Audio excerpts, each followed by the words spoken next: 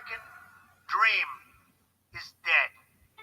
But if I get elected president, I will bring it back bigger and better and stronger than ever before, and we will make America great again. Thank you. Thank you very much. 2016, Year of the Snake. How's it going, y'all? Welcome, welcome. We're just letting people come on into the show as we do. Joe, a little laser snake. While we do that, click the share button. How's it going, Audrey? Good to see you. Let folks know we are live.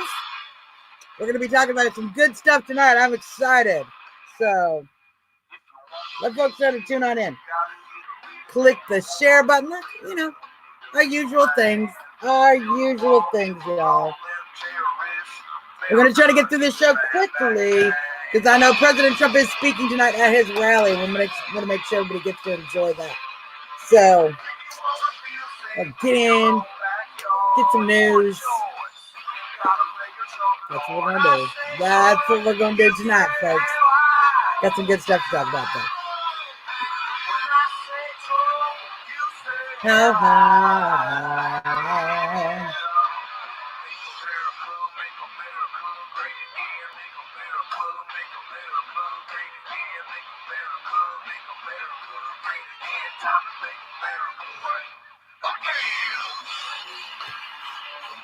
Trump.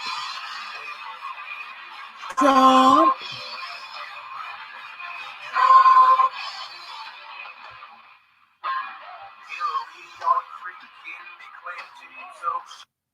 I don't know. I like to do this here.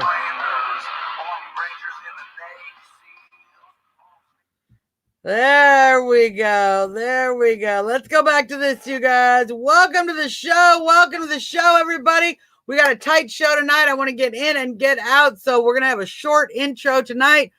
I want to, of course, as always, mention our sponsor, sendmeg.com. If you are in the New England, New York, Ohio, or Ontario area, and you have any needs for delivery packages, special deliveries, assistance with wide loads, oversized loads. As you know, you need an assistant to drive with those people who mark the territory on the road, keep people safe. She does all of that.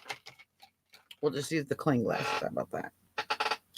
And she supports this show. So we support her and appreciate so much. Sendmeg.com. Of course, Chris McDonald, our Monkin, is representing Trump Talk US in the room here on Facebook. And our good friend, President Nutcracker, watching over us. As always, he's going to be at CPAC with us.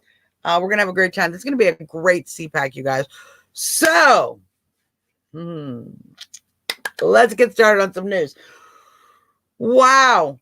A very fascinating news day. So, of course, the president is speaking tonight in Arizona. The Democrats do have their Democrat debate. Mike Bloomberg, how's it going, Carol? Good to see you. Mike Bloomberg has managed to get enough polls to get him on the ballot. Now, here's what I'll say about that. It is pretty easy to spend money to get the polls to come in your favor. So we're going to have to see going forward how Bloomberg plays out. He's obviously buying his way into the process, but does that translate into support on Super Tuesday? Super Tuesday coming up. We're going to see a lot of changes in the Dem race after that. Now, how many changes, how much changes occur? What happens on Super Tuesday? Does an obvious front runner become clear? Do the Democrats work? Is that front runner going to be Bernie? And if so, will the Democrats work harder to prevent Bernie from getting the nomination, bringing back super delegates, for example? They've already threatened that they will change that rule. So it's going to be interesting going forward, especially watching Bernie Sanders and Mike Bloomberg go at it politically, because their supporters are going at it now politically. The Bernie bros, as they like to call them, so upset at the Democrats for running Mike Bloomberg at all.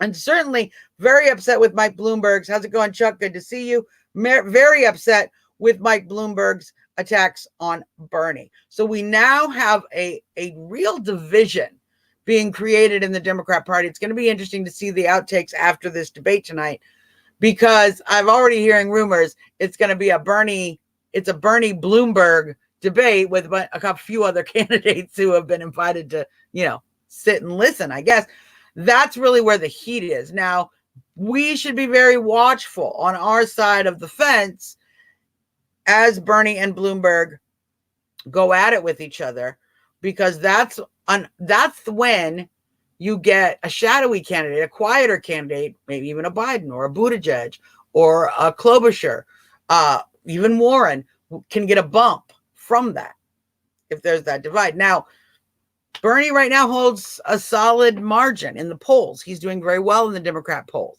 So if they are to anger those voters enough, and as many Bernie supporters are saying already, they will not vote for Mike Bloomberg. They may not even vote for the Democrat Party if they are robbed of the nomination again. So when you talk to Bernie supporters, as we do, you guys, we talk to them on the internet. We see them on the internet. When you talk to them, don't debate Trump with them. We're not debating any Trump with Bernie supporters. Just remind them the Democrats are stealing the race from them. Ask them if they'll vote for Bloomberg. What if they give you Bloomberg? Are you going to vote for him? You want to get them upset. You want them to be angry at the Democrats. You want the Bernie supporters to stay home. A vote for Trump or staying home. You're a Democrat, same. Same for me. So that's certainly the strategy I'm going to be working on going forward. The Democrats seem to be working on that strategy with me. They seem literally determined to undermine their own process by this Bernie Bloomberg billionaire battle. It's hilarious. It's really, really good stuff. Some other interesting news for the Democrats. Kevin, good to see you. Good to see you. Good to see you. Some other very interesting news for the Democrats was the commutation of Rod Blagojevich. I'm going to get ready to share this screen here. Great. Okay, well, hold up, Roddy. Hold up. We're not quite ready to show everybody this great interview. But we're going to show you in just a second as we pull that up. Rod Blagojevich, as you know, former Illinois governor, two-term former Illinois governor, was arrested, jailed for what was called attempting to sell Barack Obama's Senate seat. As you know, Barack Obama was elected president in 2009. His Senate seat needed to be filled temporarily until the election obviously could be held, as you know. Rod Blagojevich how's it going, Karen, was wiretapped by the FBI. Interesting. By the Comey FBI, by the way, by all the same folks, all involved. He was wiretapped, doing basically what any Democrat has done in the state of Illinois, expecting for his political efforts to get something in return. Hey, Karen, how's it going? A quid pro quo, if you will. Very typical, standard political procedure in Illinois. No dollar amount, as far as I could tell, from following the case, from listening to the FBI tapes. I was in Illinois as a Chicago resident at the time of the case. It was a big deal. How's it going, Lisa? It was a big deal at the time. Many people on both sides of the aisle, including many Democrats, have suggested that Rod Blagojevich's sentence was unduly harsh. And some interesting facts about his sentence. Some of the charges he was convicted of were actually negated and rescinded by the 7th Appeals Court. Yet his sentence was not reduced in any way, despite several of the charges being removed on appeal, being reversed on appeal. His sentence was not reduced. He was serving a 14-year sentence for basically politics. President Trump, in his recent clemency push, he pardoned or offered clemency to 11 individuals. You can go to whitehouse.gov and look for the presidential statement on clemency. You will be able to find out each and every one of those individuals, what their specific situation is, and why the president exonerated them or pardoned them or gave them clemency.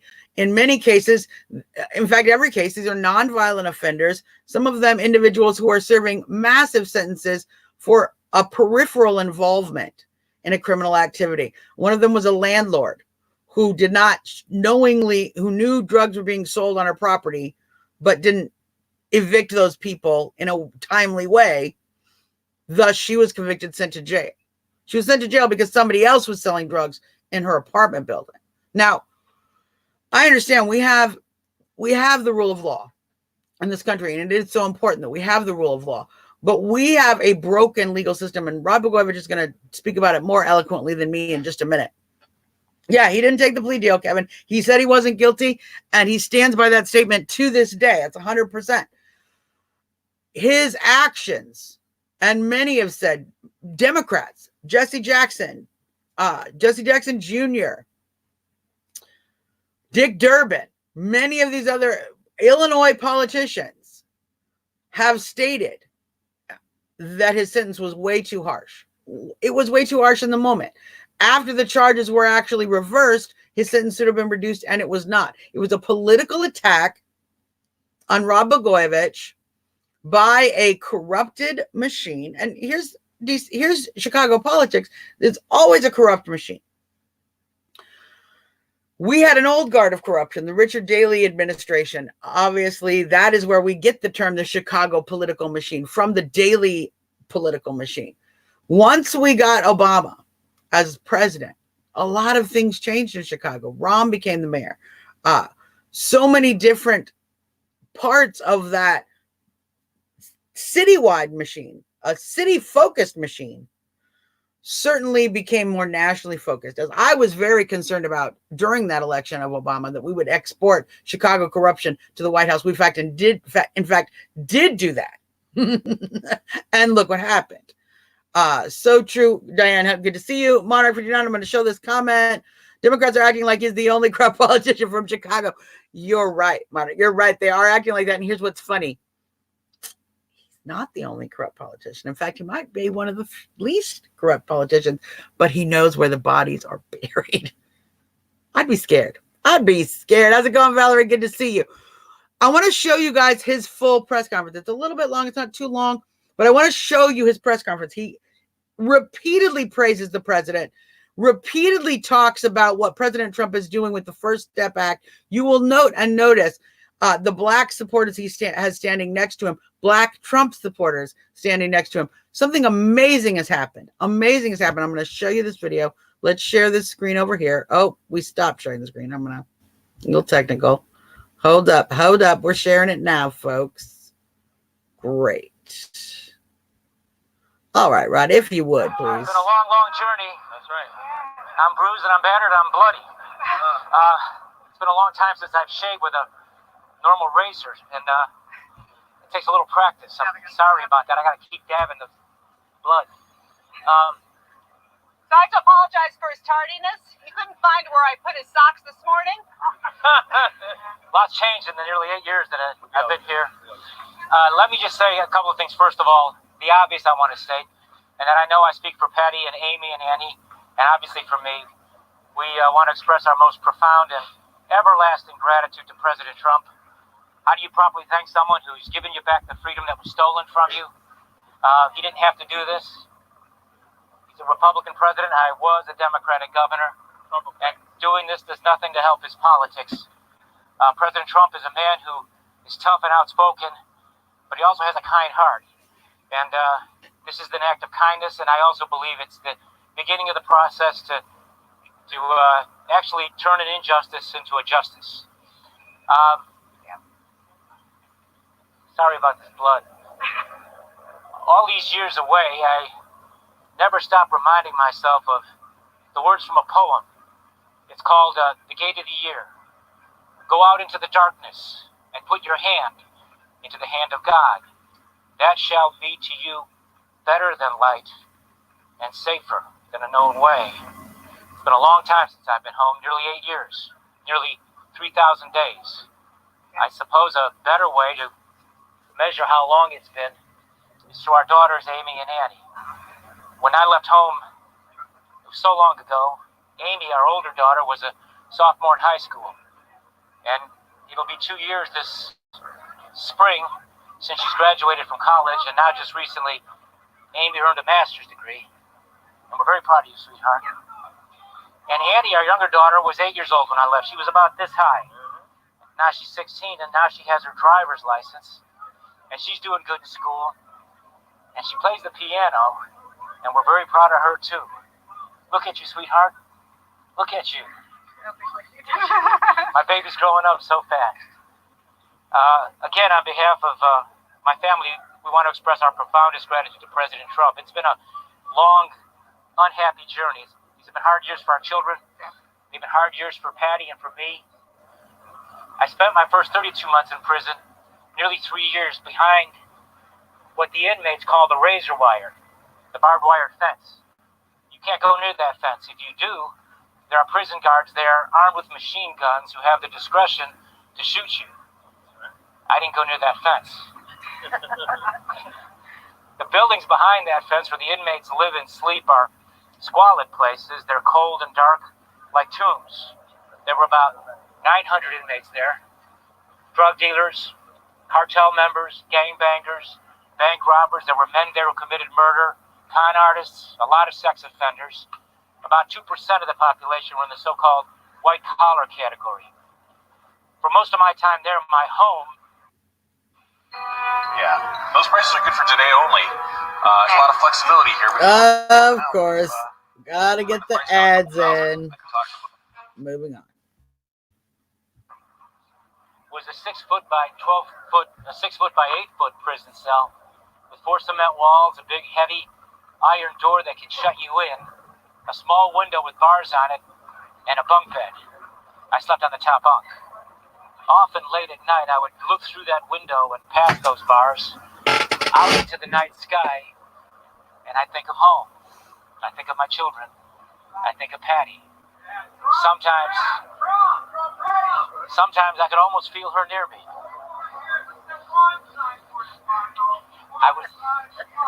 Just ignore him.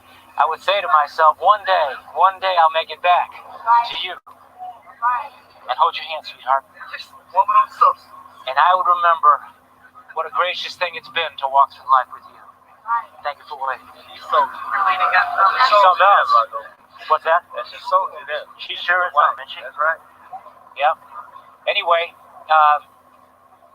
so again, on behalf of Patty and Amy and Annie and me, we want to again express our deepest gratitude to President Trump. Like I said, as a Republican president and a Democratic governor, he didn't have to do this. But President Trump is not a typical politician. That's right. He's tough. He's outspoken. He gets things done. He's a problem solver in a business where too many politicians don't want to solve problems. All they want to do is play politics and get nothing done for the people. He's got I'm a Trumpocrat. The Trumpocrat, that's right. If I have the ability to vote, I'm going to vote for him. Well, I don't know that they'll allow me to vote, but I'll get into that in a minute. But let me just say that our president is he's tough and outspoken, and he has the courage to challenge the old way. That's right. He's the one who's actually fighting to bring real change. That's why he gets so much pushback. But notwithstanding being tough, he's also a man with a kind heart. That's right. He sees wrong and he tries to right it, just like he did in the case of Alice Marie Johnson. You know who she is, the grandmother from Alabama who served 21 years in prison on a life sentence as a first-time nonviolent drug offender. A life sentence as a first-time nonviolent drug offender. The first step in the law. Alice Marie Johnson's case is probably one of the better illustrations that shows how the federal criminal justice system disproportionately discriminates against African Americans and people of color, and how the 1994 crime bill has led to the over-sentencing and to the creation of what the author Michelle Alexander has called the new Jim Crow in America. That's right. You know what I'm talking about? That's right. Dump the Clintons. 1994 crime bill passed by my fellow Democrats before I got to Congress. Fortunately, as soon as President Trump learned of the injustice against Alice Marie, he immediately put a stop to it, and he sent her home to her family. And fortunately, because this is a president who gets things done, through his leadership and with the help of organizations like Cut 50, President Trump was able to build the necessary bipartisan support to pass the historic First Step Act, a new law that begins the process of reforming a broken criminal justice system and putting an end to the racist injustice caused by that racist 1994 crime bill. Now, as for me, obviously, I've got 10,000 reasons to be thankful to President Trump. I'm obviously thankful to be home, to have my freedom back, to just be able to hold my wife's hand. But most of all, I'm thankful to you, Mr. President, for giving my daughters their father back. My daughters are growing up, and the day is not too far off when they will go out into the world on their own. Now I wish I could slow down time. But no matter where their life's journey may lead, they will always take with them the realization that the kindest gift they've ever received in their lives came from you. Thank you, Mr. President, for what you've done for me, but better, far, far better, thank you for what you've done for them. I'd like to thank a few people real quick. I'd like to thank my old friend, the Reverend Jesse Jackson, for his voice and for his help and for his support. I know, right, Karen? I want to thank my friend and former colleague in the Congress, Congressman Jesse Jackson Jr., for his friendship and his support. I want to thank Patty's dad, for Alderman Mel, Richard Mel, for his love and support to our daughters and to his daughter, Patty. I want to thank this mystery man, a young man who brought all this about. I just met him yesterday, and this is Mark Vargas. He's quite a guy, and he's the kind of guy who can get you out of prison if you find yourself stuck there. And I'm really grateful to his efforts and what he's done on my behalf. What's that?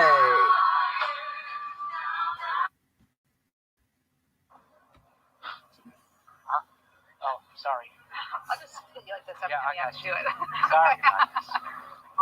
Hang on 1 second, my friend. The scriptures teach us and history shows that in the long run, right defeated will in the end overcome. The scriptures teach us and history shows that in the long run, right defeated will in the end overcome wrong triumphant. And as Dr. Martin Luther King used to say, truth crushed to earth will one day rise again, because no lie can live forever. I'm returning home today from a long exile, a freed political prisoner. I want to say again to the people of Illinois who twice elected me governor, I didn't let you down. I would have let you down if I gave in to this. But resistance to tyrants is obedience to God. Not long ago, United States Supreme Court Justice Stephen Breyer warned about this. He warned about federal prosecutors bringing criminal charges against government officials for what he described as routine practices. Justice Breyer went on to point out, and I'm quoting him, to give that kind of power to a criminal prosecutor who's virtually uncontrollable is dangerous to our separation of powers. End quote. I've learned the hard way just how dangerous that is. From beginning to end, this was persecution masquerading as prosecution. I got into politics to help people. I didn't get into politics to make money. I didn't get into politics to enrich my family or my friends. I got into politics because I was fortunate to live in the greatest country that's ever existed. My immigrant father fought the Nazis. He spent 4 years in a prisoner of war camp. After that war, he spent 3 years in a refugee camp waiting for the day that one day the Congress, that one day his youngest son would become a member of, would pass a law called the Displaced Persons Act to allow him and millions of others like him, immigrants from all around the world with long and hard to pronounce last names, to be able to come to America to pursue freedom and opportunity. My dad basically did about 7 years in prison. I got him beat. I did almost 8. But my dad believed in America. He took the gift of freedom not for granted because he knew what it was like to live under oppression. He didn't go back to his country, Yugoslavia, because it was a communist country where freedom wasn't allowed. So he came here, and he got a job working in a factory. And for most of his life, all of his life, in the United States, my dad was a working man, a factory worker.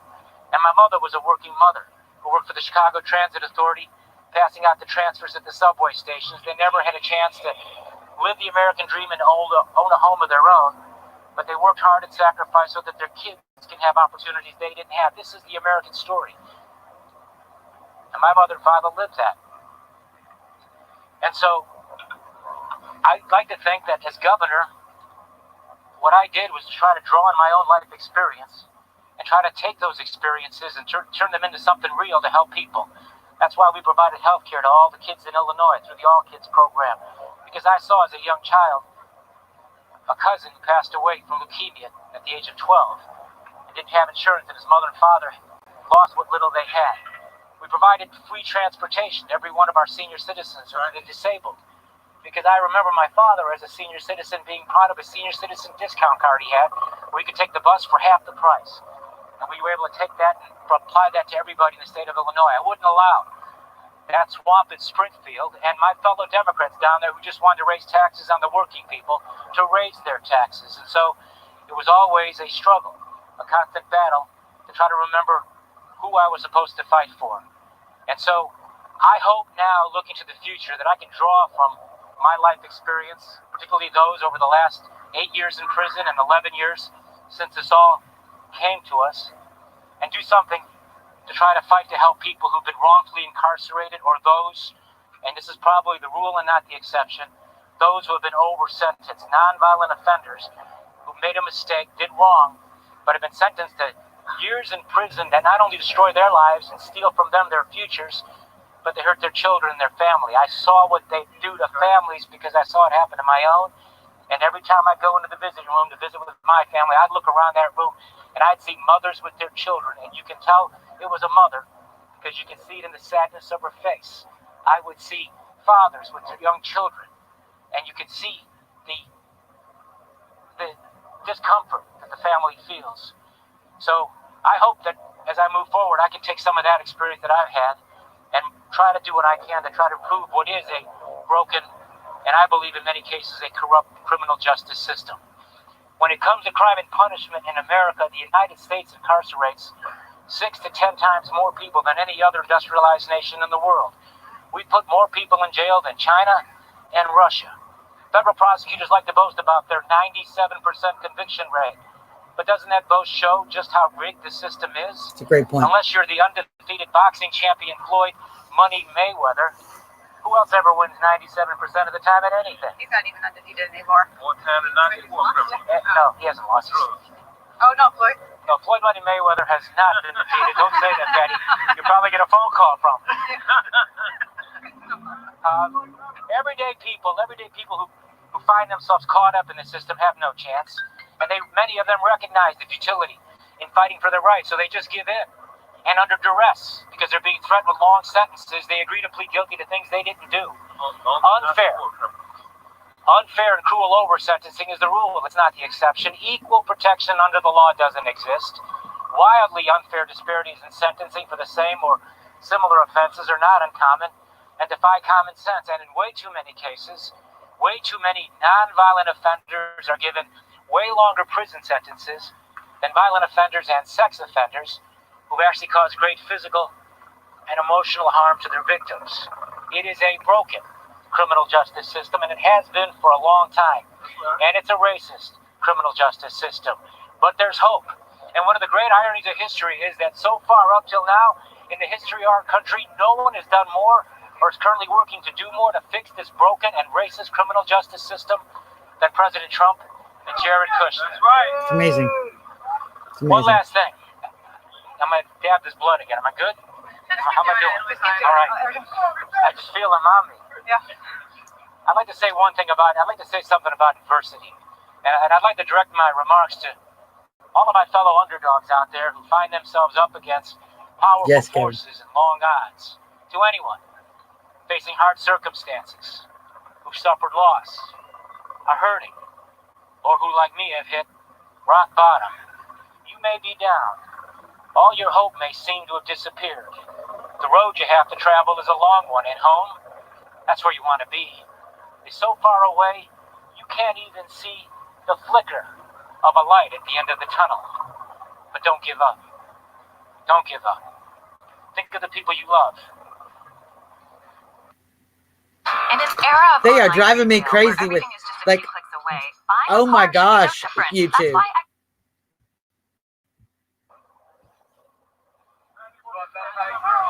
I'll get it out. Hang on. Think of the people you love. That's where you'll find your purpose. My love for my family and my faith in God is what sustained me during this long and seemingly never-ending trial. It gave me purpose to stay strong and, along with Patty, to try to set the right example for our daughters, to show them that when Adversity enters your life, even when your calamity comes on like a whirlwind, and just about everything has been taken away from you, and your heart's broken. Don't quit. Fight. Keep fighting and persevere in storms and through the dark passages, and when you find yourself alone, all alone, in the lonely wilderness, because it is there in that lonely wilderness where we are tried and tested that we must rise to our circumstances. We must rise above our circumstances and dare to dream. It is not an ending, but a beginning. For out of weakness, we are made strong. Every mile I ran, every push-up I did, every book I read, every word I wrote was my way of fighting back, my way of using the time in the wilderness to prepare for a better day. Waiting in the shadows, waiting for justice, waiting and hoping. So live in faith, hope, and love. Vivir con fe y esperanza y amor. And if you have to, take a stand. And don't be afraid. You're not alone. You never go alone. It is so often the case that in the sadness of life, we look for God. My faith in Him turned despair into hope that made me strong, trusting that one day, through the grace of God, He would turn darkness into light and lead me home. Thank you.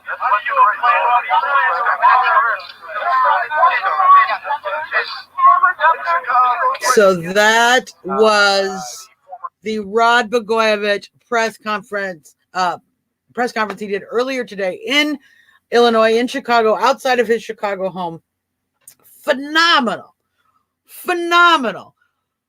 I want to try to break down a little bit of what he said, because as a former Chicagoan, as an Illinoisan, as someone who was present during the trial and conviction of Rod Blagojevich, during his reign as governor,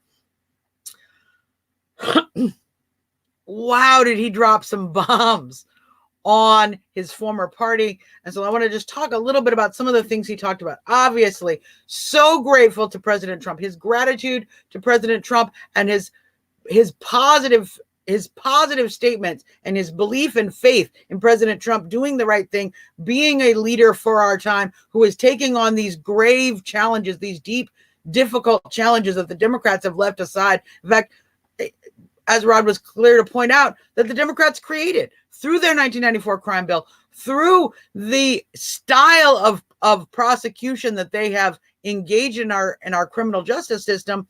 They created a racial and ethnic bias, a poverty bias, certainly a bias that undermined the safety and well-being of families, of individuals, created a cycle of criminality and violence for many low-income people, urban people, people of color, as they say.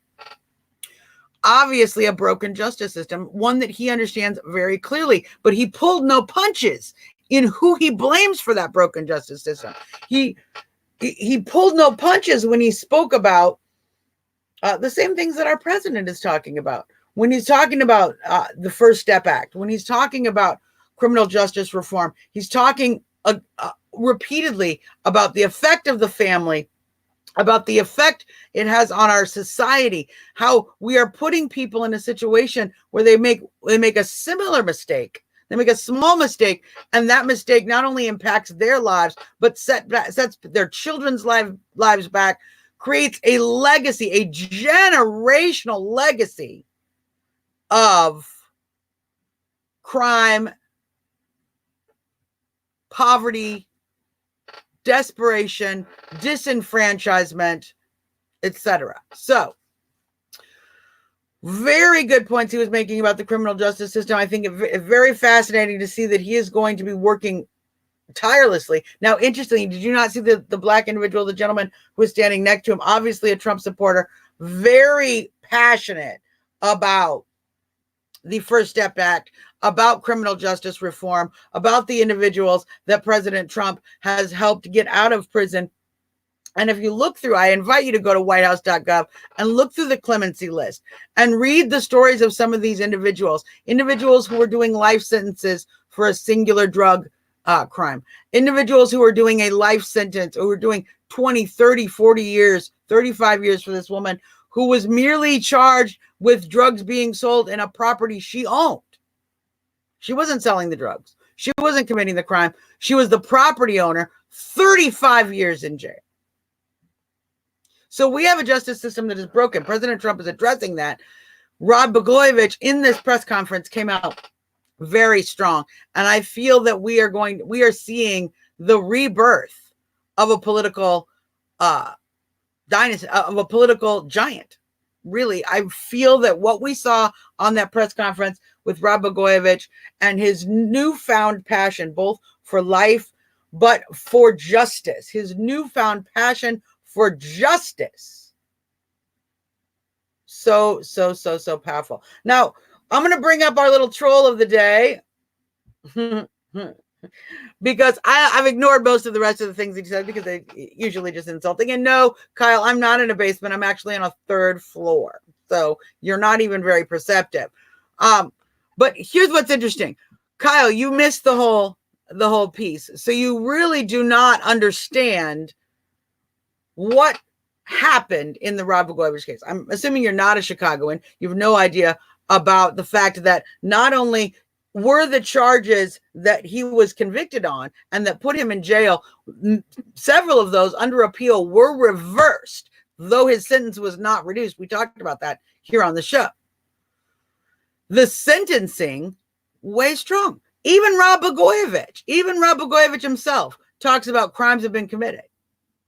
But the sentencing for those crimes, utterly ridiculous. Now, Kyle wants to remind us that he was recorded. Kyle, I'd ask you to go back and watch the tapes. I actually listened to every single one of the FBI tapes the Rod Blagojevich was taped on, that was made public. Every single one of the ones that was made public. So everything that you all know in the world, I've already listened to multiple times during the trial, during the situation. And what I can tell you for a fact, there were no dollar amounts. He didn't sell the seat.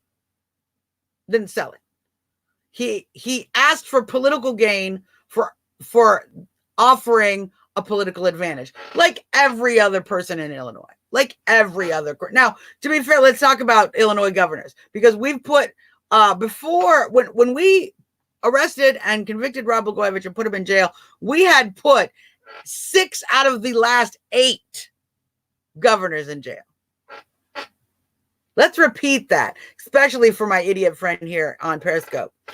We in Illinois had put 6 out of the last 8 governors convicted of crimes. George Ryan, when his crimes were committed, he committed election fundraising fraud. His administration sold driver's licenses to people who were illegally not able to get driver's licenses, truck licenses, so that people who were not legally allowed to drive semi-trucks were given truck driver's licenses and were able to drive trucks. You know what? They killed people. These licenses that George Ryan sold to get campaign funds caused the deaths and injury of multiple individuals. That was George Ryan. When Rod Blagojevich tried to gain appropriate, frankly, any other governor would have asked for the exact same thing. When he tried merely to get the quid pro quo expected from any other Democrat, they convicted him, put him in jail for longer than they put drug dealers, gangbangers, rapists, murderers in jail in Illinois. So his sentence was not only ridiculous, it was politically motivated. As I was asked earlier today, what should have been his sentence? He should have been forced to resign, as he was. And he should have been censured. The idea that he spent hard time in prison, for having a phone conversation that resulted in literally no quid pro quo. That's the broken justice system we're talking about.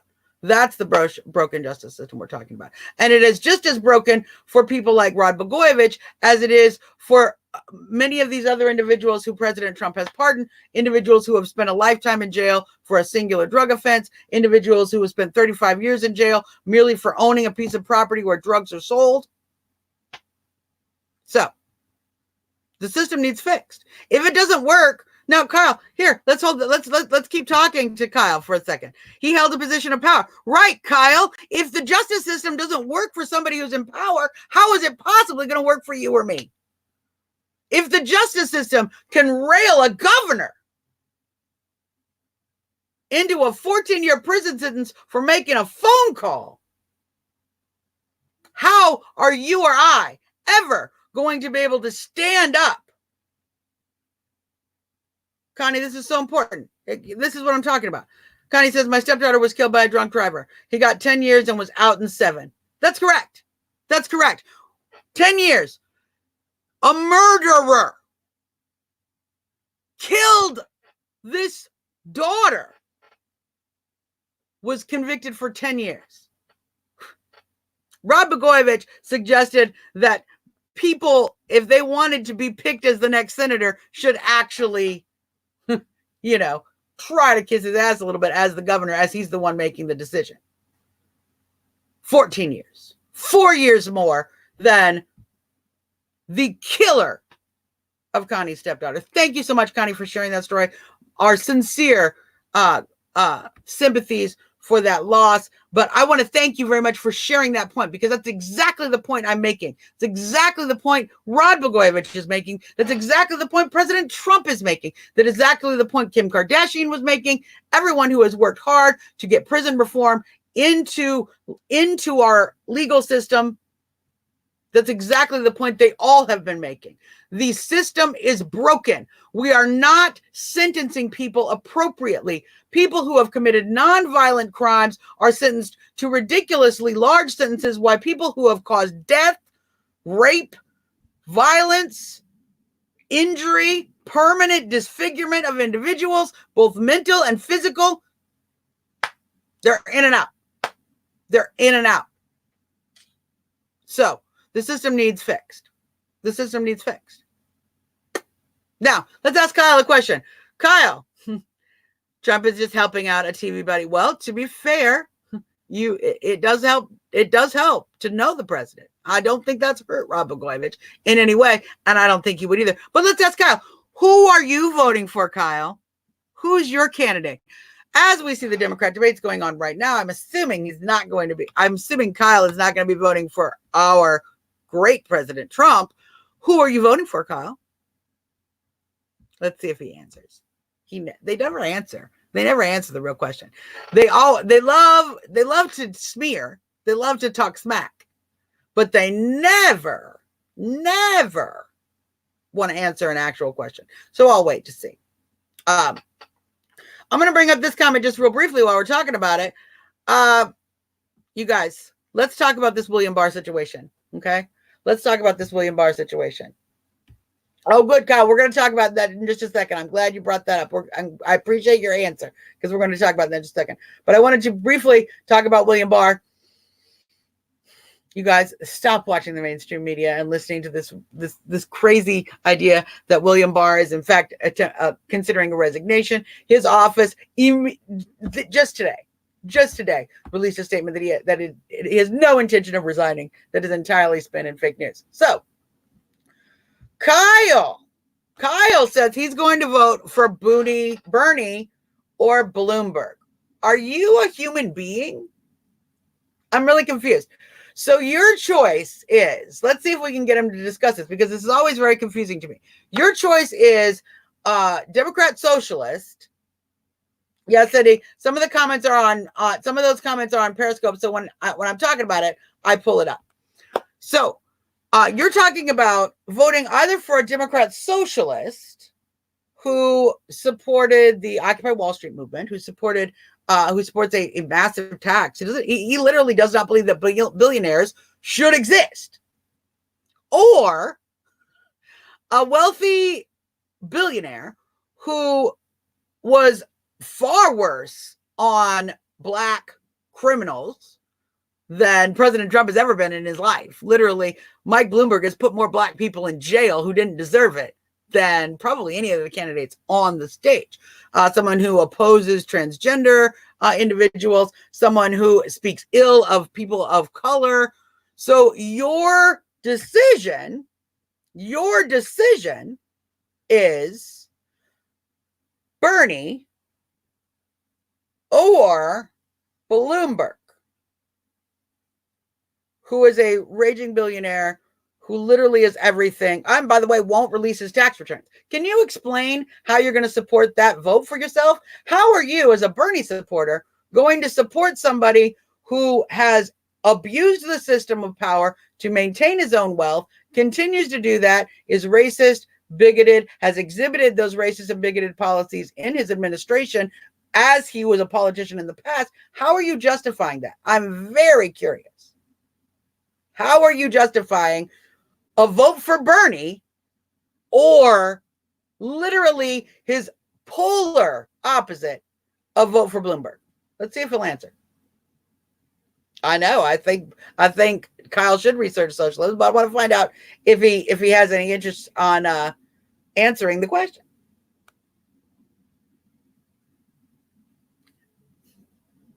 Usually not. Because it's very confusing. It's very confusing to most of us who understand and are following the campaigns, whether you like Bernie or not. Look, I'm not even talking about his policies. I'm literally just talking about the character of these two candidates. I mean, if you said Bernie or Warren, that makes sense. Okay? That makes sense. Even Bernie or Buttigieg makes sense. Makes sense. Bernie or Bloomberg, I don't even assume. I now literally believe you're a bot. I literally believe you're a bot because I don't understand how you can justify those two positions at all. Let's see if he answered.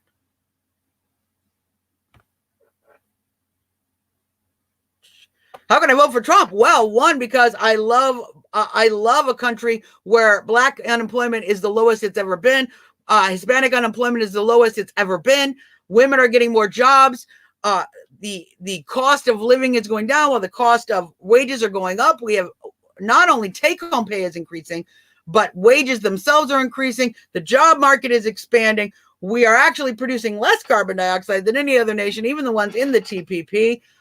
We continue to economically grow our retirement funds through the strong stock market. We continue to see infrastructure being addressed. We continue to see jobs coming back to the country. Manufacturing is increasing. Love all that. Love the fact that my president has negotiated trade deals where no trade deals have been able to be negotiated before, working with China, working with Japan, working, of course, with North Korea as we see that negotiation ongoing, continuing to talk with Britain as we see Brexit going to happen. That's going to be a fantastic situation.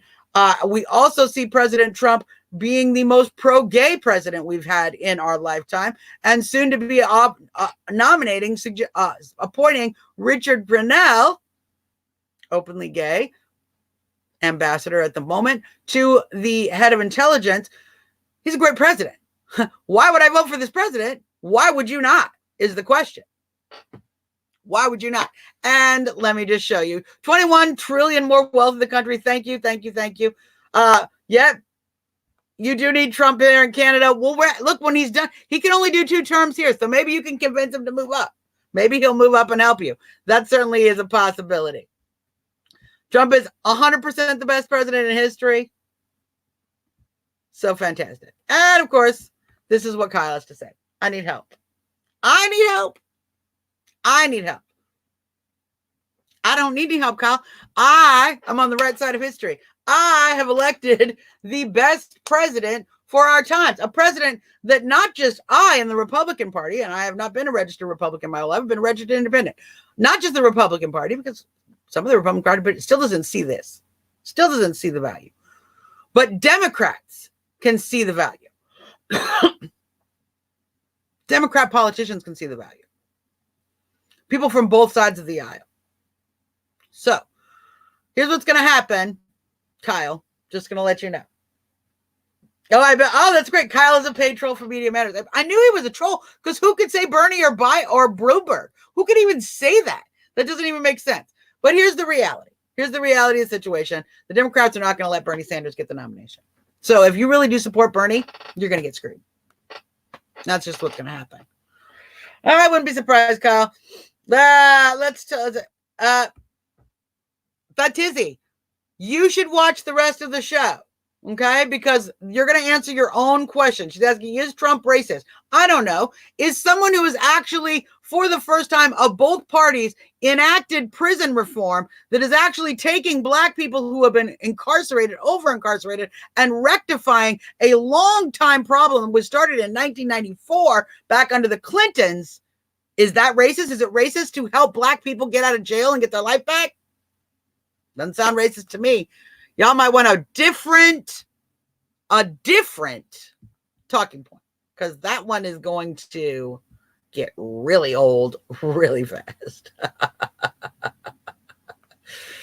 That's right, sweetheart. We will never have socialism here, but you can move to any country you want to that has it. Feel free. I support you. I will help you pack 100%. 100%. We will not be controlled like puppets. Right. Even when our little paid trolls come and talk to us. We don't mind. We don't mind. We're happy to hear the conversation. I'm happy to hear the conversation. I also want to wrap this up because the president is going to be speaking in just a few minutes at his Arizona rally. He has an Arizona rally, Colorado, and of course, Las Vegas.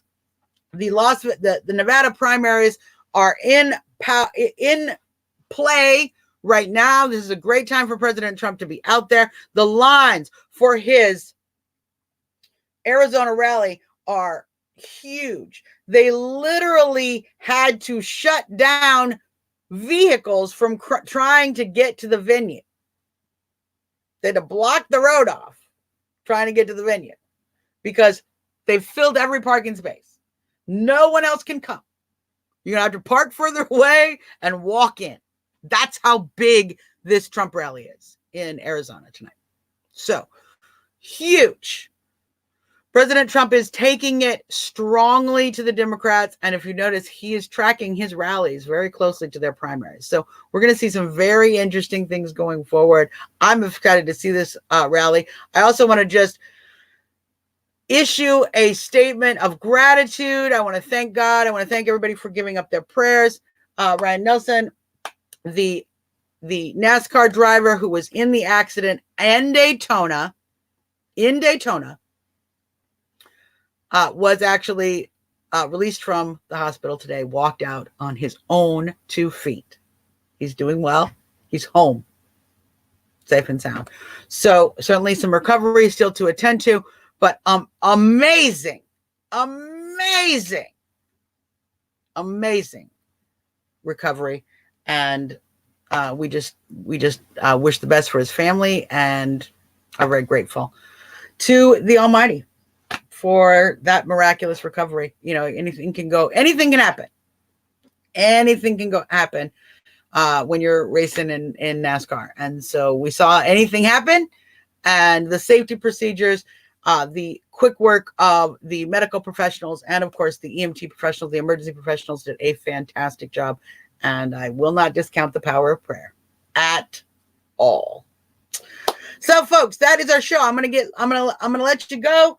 We are going to be back again Friday, 8 p.m. Eastern Standard Time. Come on back. Hey, Kyle, let your boss know you need to work again at 8 on Friday. You know, I want to help you get some hours, man. If you're getting paid to troll me, let's get you some money, boo-boo. I'm a capitalist, okay? I love that money. I want everybody to do well, make money, get a good economy going, spend those dollars, you know.